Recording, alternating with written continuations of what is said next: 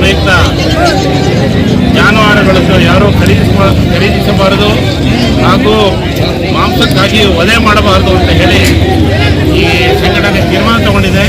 ಆದ್ದರಿಂದ ಈ ದಿವಸ ಬೆಳಗ್ಗೆಯಿಂದ ನಾವು ಸಂತೆಗೆ ಬಂದು ಎಲ್ಲರಿಗೂ ತಿಳುವಳಿಕೆ ಹೇಳ್ತೀವಿ. ಯಾರೂ ಕೂಡ ಜಾನುವಾರುಗಳನ್ನು ಖರೀದಿಸಬಾರ್ದು ಮತ್ತು ಮಾಂಸಕ್ಕಾಗಿ ಖರೀದಿಸಬಾರ್ದು ಅಂತ ಹೇಳಿ. ಸರ್, ನಮ್ಮ ದನಗಳು ನಾವು ಹೊಲ ಬಿತ್ತಬೇಕು.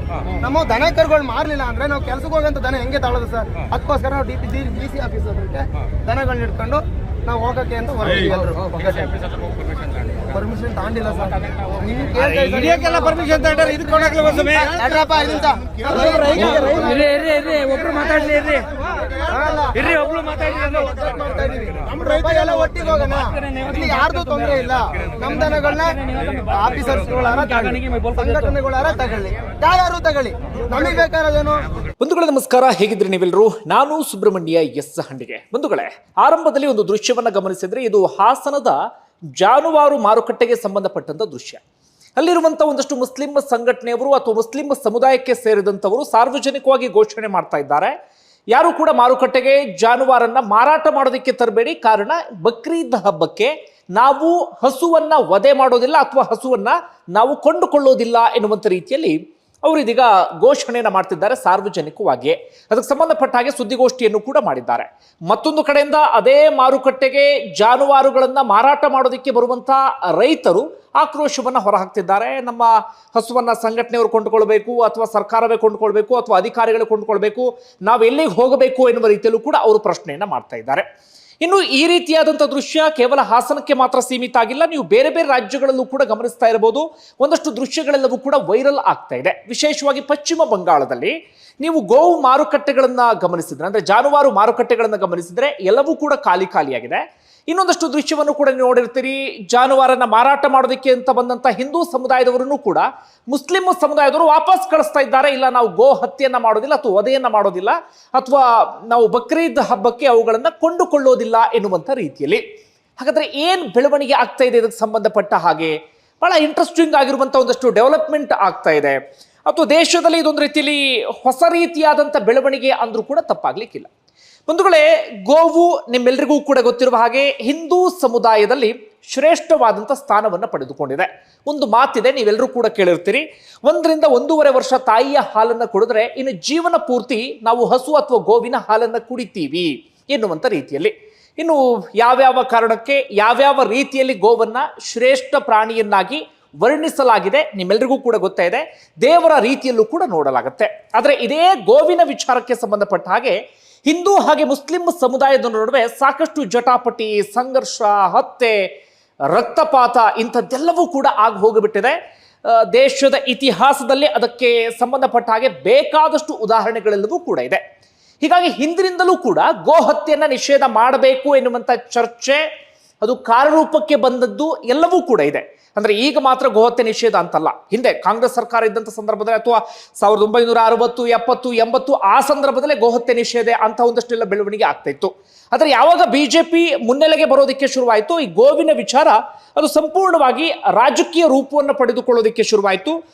ಬಿಜೆಪಿ ನಾಯಕರು ಅದನ್ನ ಭಾವನಾತ್ಮಕ ವಿಚಾರವನ್ನಾಗಿ ಜನರ ಮುಂದೆ ಇಡುವಂತ ಕೆಲಸವನ್ನ ಮಾಡಿದ್ರು ಅಥವಾ ರಾಜಕೀಯಕ್ಕೆ ಆ ವಿಚಾರವನ್ನ ಬಳಸುವಂತ ಕೆಲಸವನ್ನ ಮಾಡಿದ್ರು. ಅದಾದ ಬಳಿಕ ದೇಶದಲ್ಲಿ ಸಾಕಷ್ಟು ಬೆಳವಣಿಗೆ ಎಲ್ಲವೂ ಕೂಡ ಆಗಿ ಹೋಗಿಬಿಟ್ಟಿದೆ. ನಾನಾ ರೀತಿಯಾದಂತಹ ಸಂಘರ್ಷಕ್ಕೂ ಕೂಡ ಕಾರಣ ಆಗಿದೆ. ಅಂತಿಮವಾಗಿ ಸದ್ಯ ಸಾಕಷ್ಟು ರಾಜ್ಯಗಳಲ್ಲಿ ಗೋ ಹತ್ಯೆ ನಿಷೇಧ ಕಾಯ್ದೆ ಜಾರಿಯಲ್ಲಿದೆ. ಅದರ ಆಚೆಗೂ ಕೂಡ ಗೋ ಹತ್ಯೆ ಆಗ್ತಿರೋದು ಕೂಡ ಹೌದು. ಇನ್ನೊಂದಷ್ಟು ಮಂದಿ ಗೋ ಹತ್ಯೆಯನ್ನ ನಿಲ್ಲಿಸ್ತೀವಿ ಅಂತ ಹೋರಾಟವನ್ನ ಮಾಡ್ತಿರೋದು ಕೂಡ ಹೌದು. ಒಟ್ಟಾರೆಯಾಗಿ ದೇಶದಲ್ಲಿ ಆ ಕಾನೂನನ್ನ ಜಾರಿಗೆ ತರೋದಕ್ಕೆ ಸಾಧ್ಯ ಆಗೋದಿಲ್ಲ. ಅದು ರಾಜ್ಯ ಸರ್ಕಾರಗಳಿಗೆ ಸಂಬಂಧಪಟ್ಟಂತ ವಿಚಾರ. ಹೀಗಾಗಿ 20ಕ್ಕೂ ಅಧಿಕ ರಾಜ್ಯಗಳಲ್ಲಿ ಗೋ ಹತ್ಯೆ ನಿಷೇಧ ಇದೆ.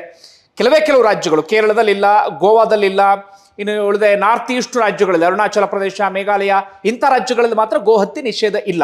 ಯಾಕಂದ್ರೆ ಅಲ್ಲಿ ಕ್ರಿಶ್ಚಿಯನ್ ಸಮುದಾಯದವರು ಸಾಕಷ್ಟು ಇದ್ದಾರೆ ಅಥವಾ ಮಾಂಸವನ್ನಾಗಿ ಸೇವಿಸುವಂತವರು ಕೂಡ ಸಾಕಷ್ಟು ಜನ ಇದ್ದಾರೆ. ಹೀಗಾಗಿ ಒಂದಷ್ಟು ರಾಜ್ಯಗಳಲ್ಲಿ ಗೋ ಹತ್ಯೆ ನಿಷೇಧ ಇಲ್ಲ.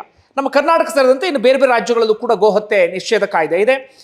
ಪಶ್ಚಿಮ ಬಂಗಾಳದಲ್ಲಿ ಇತ್ತೀಚೆಗಂತೂ ಆ ಕಾನೂನನ್ನ ಇನ್ನಷ್ಟು ಕಠಿಣಗೊಳಿಸಿದ್ದಾರೆ. ಅಲ್ಲಿ ಬಿಜೆಪಿ ಅಧಿಕಾರಕ್ಕೆ ಬಂದ ಮೇಲೆ ಅಥವಾ ಸುವೇಂದು ಅಧಿಕಾರಿ ಮುಖ್ಯಮಂತ್ರಿ ಆದ ಬಳಿಕ ಈ ಹಿಂದೆ ಇದ್ದಂತ ಕಾನೂನನ್ನ ಇನ್ನಷ್ಟು ಕಠಿಣಗೊಳಿಸುವಂತ ಕೆಲಸವನ್ನ ಅಲ್ಲಿ ಮಾಡಿದ್ದಾರೆ. ಅಂದ್ರೆ ತುಂಬಾ ಕಠಿಣವಾಗಿ ಗೋಹತ್ಯೆ ನಿಷೇಧ ಕಾಯ್ದೆಯನ್ನು ಜಾರಿಗೆ ತರ್ತಾ ಇದ್ದೇವೆ ಅಂತ ಹೇಳಿ.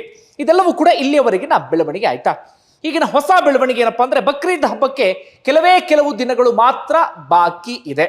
ಈ ಸಂದರ್ಭದಲ್ಲೇ ಆಗ್ತಾ ಇರುವಂತ ಬೆಳವಣಿಗೆ, ಮುಸ್ಲಿಂ ಸಂಘಟನೆಯೊಂದು ಅಥವಾ ಅದರ ಪ್ರಮುಖರೊಬ್ಬರು ಘೋಷಣೆಯನ್ನ ಮಾಡಿದ್ದಾರೆ ಅಥವಾ ಇಡೀ ಮುಸ್ಲಿಂ ಸಮುದಾಯಕ್ಕೆ ಕರೆ ಕೊಡ್ತಾ ಇದ್ದಾರೆ. ಏನಂತ? ಗೋ ಹತ್ಯೆಯನ್ನ ಮಾಡಬೇಡಿ ಅಥವಾ ಗೋವನ್ನ ವಧೆ ಮಾಡಬೇಡಿ ಅಥವಾ ಗೋ ಮಾಂಸವನ್ನ ಸ್ವೀಕರಿಸಬೇಡಿ ಎನ್ನುವಂತ ರೀತಿಯಲ್ಲಿ. ಅಷ್ಟು ಮಾತ್ರ ಅಲ್ಲ, ಅವರು ಸರ್ಕಾರಕ್ಕೆ ಇದೀಗ ಮನವಿಯನ್ನ ಮಾಡಿಕೊಳ್ತಾ ಇದ್ದಾರೆ, ಗೋವನ್ನ ರಾಷ್ಟ್ರೀಯ ಪ್ರಾಣಿಯನ್ನಾಗಿ ಘೋಷಣೆ ಮಾಡಿ ಎನ್ನುವಂತ ರೀತಿಯಲ್ಲಿ. ರಾಷ್ಟ್ರೀಯ ಪ್ರಾಣಿಯನ್ನಾಗಿ ಮಾಡಿದ್ರು ಅಂತ ಆದ್ರೆ ಅದಕ್ಕೆ ಇರುವಂತ ಸ್ಥಾನಮಾನ ಬೇರೆ ಆಗಿಬಿಡುತ್ತೆ. ಜೊತೆಗೆ ಅದಕ್ಕೊಂದು ವಿಶೇಷವಾದಂಥ ಗೌರವ ಅಥವಾ ವಿಶೇಷವಾದಂಥ ಸ್ಥಾನಮಾನ ಎಲ್ಲವೂ ಕೂಡ ಸಿಕ್ಕಂತಾಗತ್ತೆ. ಆಗ ಯಾರೂ ಕೂಡ ಈ ಗೋವಿನ ವಿಚಾರಕ್ಕೆ ಹೋಗೋಕೆ ಆಗೋದಿಲ್ಲ. ಹೀಗಾಗಿ ಗೋವನ್ನ ರಾಷ್ಟ್ರೀಯ ಪ್ರಾಣಿಯನ್ನ ಘೋಷಣೆಯನ್ನ ಮಾಡಿ ಎನ್ನುವ ರೀತಿಯಲ್ಲಿ ಮನವಿ ಮಾಡಿಕೊಂಡಿದ್ದಾರೆ. ಯಾರು ಅಂತ ನಾವು ಗಮನಿಸ್ತಾ ಹೋಗೋದಾದ್ರೆ, ಜಮೈತ್ ಉಲ್ಮಾ ಎ ಹಿಂದ್ ಸಂಘಟನೆಯ ಅರ್ಷದ್ ಮದನಿ ಹೆಸರನ್ನ ನೀವು ಆಗಾಗ ಕೇಳಿರ್ತೀರಿ. ಬೇರೆ ಬೇರೆ ವಿಚಾರಗಳಿಗೆ ಸಂಬಂಧಪಟ್ಟ ಹಾಗೆ ಅವರು ಸ್ಟೇಟ್ಮೆಂಟ್ ಅನ್ನ ಕೊಡ್ತಾನೆ ಇದ್ರು ಅಥವಾ ಬೇರೆ ಬೇರೆ ವಿಚಾರಗಳಿಗೆ ಸಂಬಂಧಪಟ್ಟ ಹಾಗೆ ಸುದ್ದಿ ಆಗ್ತಾನೆ ಇದ್ರು. ಮುಸ್ಲಿಂ ಸಮುದಾಯದಲ್ಲಿ ಓರ್ವ ಪ್ರಮುಖ ನಾಯಕ ಅಥವಾ ಮುಸ್ಲಿಂ ಸಮುದಾಯದ ಓರ್ವ ಪ್ರಮುಖ ಧಾರ್ಮಿಕ ವ್ಯಕ್ತಿ ಅಂದ್ರೂ ಕೂಡ ತಪ್ಪಾಗ್ಲಿಕ್ಕಿಲ್ಲ. ಅರ್ಷದ್ ಮದನಿ ಈ ವ್ಯಕ್ತಿ ಇದೀಗ ಈ ರೀತಿಯಾಗಿ ಮುಸ್ಲಿಂ ಸಮುದಾಯಕ್ಕೆ ಕರೆ ಕೊಡ್ತಾ ಇದ್ದಾರೆ. ಜೊತೆಗೆ ಕೇಂದ್ರ ಸರ್ಕಾರಕ್ಕೆ ಮನವಿ ಮಾಡ್ಕೊಳ್ತಾ ಇದ್ದಾರೆ. ಜೊತೆಗೆ ಸದ್ಯದಲ್ಲೇ ಪ್ರಧಾನಿ ನರೇಂದ್ರ ಮೋದಿ ಹಾಗೆ ಯೋಗಿ ಆದಿತ್ಯನಾಥ್ ಇಬ್ಬರನ್ನು ಕೂಡ ಭೇಟಿಯಾಗಿ ಮನವಿ ಸಲ್ಲಿಸೋದಿಕ್ಕೆ ಪ್ಲಾನ್ ಅನ್ನ ಮಾಡಿಕೊಳ್ತಾ ಇದ್ದಾರಂತೆ. ಜೊತೆಗೆ ಅವರು ಇನ್ನೊಂದು ವಿಚಾರವನ್ನು ಕೂಡ ಇದರಲ್ಲಿ ಸೇರಿಸ್ತಾ ಇದ್ದಾರೆ. ನೀವು ಗೋವನ್ನ ರಾಷ್ಟ್ರೀಯ ಪ್ರಾಣಿಯನ್ನಾಗಿ ದಯವಿಟ್ಟು ಮಾಡಿ, ಆಗಲಾದರೂ ಗೋವಿನ ಹೆಸರಲ್ಲಿ ನಡೆಯುವಂತ ಹಲ್ಲೆ ಅಥವಾ ದೌರ್ಜನ್ಯ ಅಥವಾ ಮತ್ತೊಂದು ಮಗದೊಂದು ಅದು ನಿಲ್ಲುತ್ತೆ ಅಂತ ಹೇಳಿ ನಾವು ಭಾವಿಸ್ತೀವಿ ಎನ್ನುವ ರೀತಿಯಲ್ಲಿ ಹೇಳ್ತಾ ಇದ್ದಾರೆ. ಜೊತೆಗೆ ಅವರು ಬೇರೆ ಬೇರೆ ರೀತಿಯಲ್ಲಿ ಒಂದಷ್ಟು ವಿಚಾರವನ್ನು ಪ್ರಸ್ತಾಪ ಮಾಡ್ತಾ ಇದ್ದಾರೆ. ಒಟ್ಟಾರೆ ಅವರು ಹೇಳ್ತಾ ಇರೋದು, ಗೋ ಹತ್ಯೆಯನ್ನ ನಾವು ಮಾಡಲ್ಲ, ಗೋವನ್ನು ನಾವು ವಧೆ ಮಾಡಲ್ಲ. ಇಡೀ ಮುಸ್ಲಿಂ ಸಮುದಾಯಕ್ಕೂ ಕೂಡ ಅದೇ ಕರೆಯನ್ನು ಕೊಡ್ತಾ ಇದ್ದೇವೆ. ನಮಗೆ ಬೇರೆ ಬೇರೆ ಪ್ರಾಣಿಗಳಿದ್ದಾವೆ, ಅವುಗಳನ್ನ ನಾವು ಸೇವಿಸ್ತೀವಿ ಎನ್ನುವಂಥ ರೀತಿಯಲ್ಲಿ ಹೇಳ್ತಾ ಇದ್ದಾರೆ. ಕೇವಲ ಅವರು ಮಾತ್ರ ಅಲ್ಲ, ಅವರಿಗೆ ಇದೀಗ ಆಲ್ ಇಂಡಿಯಾ ಮತ್ತೊಂದು ಸಂಘಟನೆಯು ಕೂಡ ಸಾಥನ್ನು ಕೊಡ್ತಾ ಇದ್ದಾರೆ. ಆಲ್ ಇಂಡಿಯಾ ಮುಸ್ಲಿಂ ಜಮಾತ್ ಎನ್ನುವಂಥ ಸಂಘಟನೆ ಕೂಡ ಕರೆ ಕೊಡ್ತಾ ಇದ್ದಾರೆ. ಅವರು ಕೂಡ ಅದನ್ನೇ ಹೇಳ್ತಾ ಇರೋದು, ಬಕ್ರೀದ್ ಹಬ್ಬಕ್ಕೆ ಗೋವನ್ನ ಕೊಲ್ಬೇಡಿ, ಅದು ಕೇವಲ ಬಕ್ರೀದ್ ಹಬ್ಬಕ್ಕೆ ಮಾತ್ರ ಸೀಮಿತ ಆಗೋದು ಬೇಡ, ಅದಾದ ಬಳಿಕ ಶಾಶ್ವತವಾಗಿ ನಾವು ಗೋವಿನ ವಿಚಾರಕ್ಕೆ ಹೋಗೋದು ಬೇಡ ಎನ್ನುವಂಥ ರೀತಿಯಲ್ಲಿ ಅವರು ಹೇಳ್ತಾ ಇದ್ದಾರೆ. ಈ ಮೂಲಕ ಸಾಕಷ್ಟು ಸಂಘಟನೆಯವರು ಕರೆ ಕೊಡ್ತಾ ಇದ್ದಾರೆ. ಸಾಕಷ್ಟು ಮುಸ್ಲಿಂ ಸಮುದಾಯದ ಪ್ರಮುಖರು ಕೂಡ ಅದೇ ಮಾತನ್ನ ಹೇಳ್ತಾ ಇದ್ದಾರೆ. ಮುಸ್ಲಿಂ ಸಮುದಾಯದಲ್ಲಿ ಇದೇ ವಿಚಾರಕ್ಕೆ ಸಂಬಂಧಪಟ್ಟ ಹಾಗೆ ಜಾಗೃತಿ ಮೂಡಿಸುವಂತ ಕೆಲಸವನ್ನು ಕೂಡ ಮಾಡ್ತಾ ಇದ್ದಾರೆ. ಗೋವನ್ನ ಸೇವಿಸಬೇಡಿ, ಗೋವನ್ನ ಕೊಲ್ಲಬೇಡಿ, ಗೋ ಹತ್ಯೆ ನಿಷೇಧ ಕಾಯ್ದೆ ಜಾರಿಯಲ್ಲಿದೆಯಲ್ಲ ಆ ಕಾನೂನನ್ನು ಮೀರೋದಕ್ಕೆ ಹೋಗಬೇಡಿ, ಜೊತೆಗೆ ಗೋವನ್ನ ರಾಷ್ಟ್ರೀಯ ಪ್ರಾಣಿಯನ್ನಾಗಿ ಘೋಷಣೆಯನ್ನ ಮಾಡಿ ಎನ್ನುವಂತ ರೀತಿಯಲ್ಲಿ. ಇದರ ಹಿಂದೆ ಹಾಗಾದ್ರೆ ಬೇರೆ ಏನು ಅಡಗಿರಬಹುದು ಅಂತ ಒಂದಷ್ಟು ಚರ್ಚೆಗಳು ಕೂಡ ನಡೀತಾ ಇದೆ. ಒಂದು ಕಾರಣ ಇರಬಹುದು, ಅಂದ್ರೆ ಗೋಹತ್ಯೆ ನಿಷೇಧ ಕಾಯ್ದೆ ಸಾಕಷ್ಟು ರಾಜ್ಯಗಳ ಜಾರಿಯಲ್ಲಿದೆ, ಅದನ್ನು ಮೀರಿಯೂ ಕೂಡ ಗೋಹತ್ಯೆ ಮಾಡಿದ ಸಂದರ್ಭದಲ್ಲಿ ಕಾನೂನು ಸಂಘರ್ಷಕ್ಕೆ ಒಳಗಾಗ್ತಿದ್ದಾರೆ ಮುಸ್ಲಿಂ ಸಮುದಾಯದವರು. ಜೊತೆಗೆ ಹಲ್ಲೆ ಇಂಥದ್ದೆಲ್ಲವೂ ಕೂಡ ನಡೀತಾ ಇದೆ, ಒಂದಷ್ಟು ಜನ ಪ್ರಾಣ ಕಳ್ಕೊಳ್ತಾ ಇದ್ದಾರೆ. ಆ ಕಾರಣಕ್ಕಾಗಿ ಈ ರೀತಿಯ ಕರೆ ಕೊಡ್ತಾ ಇರಬಹುದು. ಆದರೆ ಅದಕ್ಕೂ ಮಿಗಿಲಾಗಿ ಇದರ ಅಡಿಯಲ್ಲಿ ಒಂದು ರಾಜಕೀಯವೂ ಕೂಡ ಅಡಗಿದೆ. 2027ಕ್ಕೆ ಉತ್ತರ ಪ್ರದೇಶದಲ್ಲಿ ಚುನಾವಣೆ ಇದೆ. ಜೊತೆಗೆ ಇನ್ನು ಬೇರೆ ಬೇರೆ ಒಂದು 5 ರಾಜ್ಯಗಳಲ್ಲಿ ಚುನಾವಣೆ ಇದೆ. ಅದಾದ ಬಳಿಕ ಲೋಕಸಭಾ ಚುನಾವಣೆಯೂ ಕೂಡ ಬರುತ್ತೆ. ಬಿಜೆಪಿ ಈಗಾಗಲೇ ಗೋವಿನ ವಿಚಾರವನ್ನ ಮತ್ತೊಮ್ಮೆ ಮುನ್ನೆಲೆಗೆ ತರೋದಕ್ಕೆ ಒಂದಷ್ಟು ಸಿದ್ಧತೆಯನ್ನ ಮಾಡಿಕೊಳ್ತಾ ಇದೆ. ವೆಸ್ಟ್ ಬೆಂಗಾಲ್ನಲ್ಲಿ ಒಂದಷ್ಟು ಬೆಳವಣಿಗೆ ಆಯಿತು ಅದಕ್ಕೆ ಸಂಬಂಧಪಟ್ಟ ಹಾಗೆ. ಜೊತೆಗೆ ಮುಂದಿನ ಗೋವಿನ ವಿಚಾರ ರಾಜಕೀಯ ರೂಪವನ್ನು ಪಡೆದುಕೊಳ್ಳೋದ್ರಲ್ಲಿ ಯಾವುದೇ ಅನುಮಾನವೂ ಕೂಡ ಇಲ್ಲ, ಅದು ರಾಜಕೀಯ ರೂಪವನ್ನು ಪಡೆದುಕೊಳ್ಳುತ್ತೆ. ಹೀಗಾಗಿ ಇವ್ರು ಏನು ಮಾಡೋಕೆ ಹೊರಟಿದ್ದಾರೆ ಅಂದ್ರೆ, ಈಗಲೇ ಬಿಜೆಪಿ ಒಂದು ರೀತಿಯಲ್ಲಿ ಇಕ್ಕಟ್ಟಿಗೆ ಸಿಕ್ಕಾಕ್ಸುವಂತ ಕೆಲಸ. ಈಗ ಬಿಜೆಪಿ ನಾರ್ತ್ ಈಸ್ಟ್ ಅಲ್ಲಿ ಎಲ್ಲ ಕಡೆಗಳಲ್ಲೂ ಕೂಡ ಆಡಳಿತದಲ್ಲಿದೆ, ಅದರಲ್ಲಿ ಗೋಹತ್ಯೆ ನಿಷೇಧ ಕಾಯ್ದೆ ಜಾರಿಯಲ್ಲಿ ಇಲ್ಲ. ಹೀಗಾಗಿ ಬಿಜೆಪಿಯನ್ನು ಒತ್ತಾಯಿಸುವಂತ ಕೆಲಸ, ನೀವು ಗೋವನ್ನ ರಾಷ್ಟ್ರೀಯ ಪ್ರಾಣಿಯನ್ನ ಘೋಷಣೆಯನ್ನು ಮಾಡಿ ಅಂತ ಹೇಳಿ. ಬಿಜೆಪಿಯವರು ಮಾಡ್ತಾರಾ ಇಲ್ವಾ ಅದು ಗೊತ್ತಿಲ್ಲ, ಆದ್ರೆ ಮಾಡುವಂತ ಸಾಧ್ಯತೆ ತೀರಾ ಕಡಿಮೆ. ಮಾಡಿಲ್ಲ ಅಂತ ಆಗಿಬಿಟ್ರೆ ಗೋವನ್ನ ಪ್ರೀತಿಸುವವರ ಎದುರುಗಡೆ ವಿಲನ್ ಆಗಿ ನಿಂತ್ಕೊಂಡು ಬಿಡ್ತಾರೆ. ಮಾಡೋದಿಕ್ಕೆ ಹೊರಟರು ಅಂತಂದ್ರೆ ಈ ನಾರ್ತ್ ಈಸ್ಟ್ ಭಾಗದಲ್ಲಿ ಹಾಗೆ ಅವರೇ ಆಡಳಿತದಲ್ಲಿರುವಂಥ ಒಂದಷ್ಟು ರಾಜ್ಯಗಳಲ್ಲಿ ಗೋವನ್ನ ಸೇವಿಸುವಂತವರ ಸಂಖ್ಯೆ ಅಧಿಕವಾಗಿದ್ದಾರೆ. ಹೀಗಾಗಿ ಬಿಜೆಪಿ ಒಂದು ರೀತಿಯಲ್ಲಿ ಡೈಲಮಾ ಅಥವಾ ಒಂದು ರೀತಿಯಲ್ಲಿ ಇದಕ್ಕೆ ಸಿಕ್ಕಾಕೊಳ್ಳುವಂತ ಪರಿಸ್ಥಿತಿ ಎದುರಾಗ್ಬಿಡುತ್ತೆ.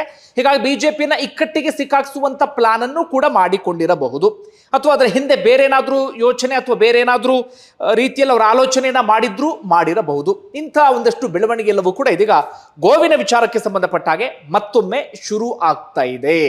ಇನ್ನು ಬಿಜೆಪಿ ನಾಯಕರು ಸಹಜವಾಗಿ ನಿಮ್ಮೆಲ್ಲರಿಗೂ ಕೂಡ ಗೊತ್ತಿರುವ ಹಾಗೆ ಹಿಂದೆಯೂ ಕೂಡ ಗೋವಿನ ವಿಚಾರವನ್ನ ರಾಜಕೀಯವಾಗಿ ಬಳಸಿಕೊಂಡಿದ್ದಾರೆ, ಮುಂದೆಯೂ ಕೂಡ ಬಳಸಿಕೊಳ್ಳೋದಕ್ಕೆ ಒಂದಷ್ಟು ಪ್ಲಾನ್ ಅನ್ನ ಮಾಡ್ತಾ ಇದ್ದಾರೆ. ನಿಜವಾದಂತ ಕನ್ಸರ್ನ್ ಗೋವಿನ ಬಗ್ಗೆ ಗೊತ್ತಿಲ್ಲ. ಇದ್ದಿದ್ರೆ ಬೇರೆ ಬೇರೆ ವಿಚಾರಗಳಲ್ಲಿ ಸಾಕಷ್ಟು ಕಡೆಗಳಲ್ಲಿ ಗೋಶಾಲೆಗಳ ಸಂಖ್ಯೆ ಜಾಸ್ತಿ ಆಗ್ತಾ ಇತ್ತು, ಅಥವಾ ಗೋವಿಗೆ ಸಂಬಂಧಪಟ್ಟಾಗ ಇನ್ನೊಂದಷ್ಟು ಪ್ಲಾನ್ಗಳನ್ನ ಮಾಡ್ತಾ ಇದ್ರು, ಅಥವಾ ಇನ್ನೂ ಕಠಿಣವಾದಂಥ ಕಾನೂನು ಬೇರೆ ಬೇರೆ ಕಡೆಗಳೆಲ್ಲ ಆಗ್ತಿತ್ತು. ಆದರೆ ಅಂಥದ್ದು ಯಾವುದೂ ಕೂಡ ಆಗ್ತಾ ಇಲ್ಲ. ಅದರ ಬದಲಾಗಿ ಭಾಷಣಗಳಲ್ಲಿ ಕೇಳಿಸ್ತಾ ಇದೆ, ಅಥವಾ ಬೇರೆ ಬೇರೆ ವೇದಿಕೆಗಳಲ್ಲಿ ಅವರ ಮಾತು ಮಾತ್ರ ಕೇಳ್ತಾ ಇದೆ. ಹೀಗಾಗಿ ಬರೀ ರಾಜಕೀಯ ಲಾಭ, ರಾಜಕೀಯ ಸ್ವಾರ್ಥ ಅಷ್ಟಕ್ಕೆ ಮಾತ್ರ ಬಳಕೆ ಆಗ್ತಿರೋ ರೀತಿಯಲ್ಲಿ ಕಾಣಿಸ್ತಾ ಇದೆ. ಅಂದರೆ ಬಿಜೆಪಿ ಅಂತಲ್ಲ, ಎಲ್ಲರೂ ಮಾಡೋದು ಅದೇ ಹಣೆ ಬರ. ಇವರು ಇನ್ನೊಂದು ಹೆಜ್ಜೆ ಮುಂದೆ ಇದ್ದ ಹಾಗೆ ಕಾಣಿಸ್ತಾ ಇದ್ದಾರೆ. ಇದರ ನಡುವೆ ಇದೀಗ ಮುಸ್ಲಿಮರೇ ಈ ರೀತಿಯ ಘೋಷಣೆಯನ್ನು ಮಾಡಿರೋದು ಸಹಜವಾಗಿ ಸಾಕಷ್ಟು ಕುತೂಹಲ ಕಾರಣ ಆಗ್ತಾ ಇದೆ. ಬಂಧುಗಳೇ, ನಿಮ್ಗೆ ಏನಿಸ್ತದೆ ಕಮೆಂಟ್ ಬಾಕ್ಸಲ್ಲಿ ಮೆನ್ಷನ್ ಮಾಡಿ. ಧನ್ಯವಾದ.